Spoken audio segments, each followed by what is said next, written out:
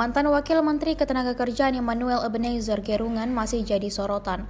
Kali ini dari mantan Menteri Koordinator Bidang Politin Hukum dan HAM atau Menko Polhukam, Mahfud MD, saat menjadi tamu dalam podcast yang dipandu staf khusus Menteri Pertahanan Republik Indonesia Stafsus Menhan, Deddy Corbuzier.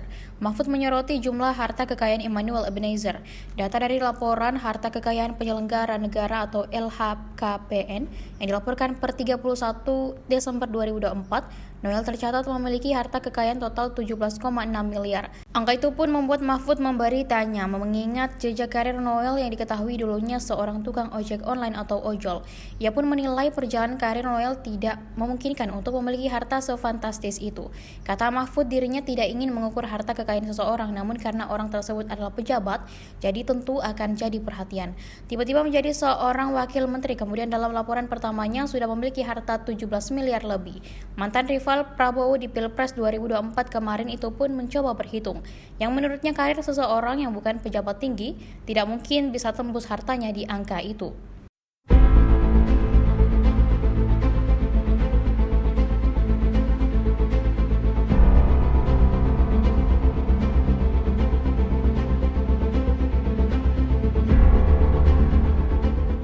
Berdasarkan LHKPN, harta dari Noel mencapai 17,6 miliar rupiah, Tribuners. Hal ini juga ditanggapi oleh Mahfud MD dalam podcast yang dilakukan bersama dengan staf khusus Menteri Pertahanan. Mahfud MD menilai bahwa besarnya harta kekayaan Noel cukup mengejutkan hanya dengan melihat rekam jejak karirnya.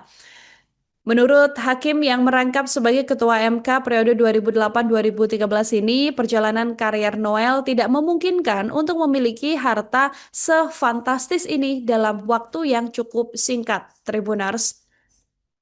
Disampaikan oleh Prof. Mahfud begitu ya, bahwa dia mempertanyakan ini modalnya dari mana begitu, karena Noel ini kan berawal dari driver ojek online, Tribuners, kemudian menjadi relawan Jokowi, kemudian menjadi relawan Pak Prabowo, dan akhirnya mencapai titik puncak karirnya sebagai Wakil Menteri Ketenagakerjaan.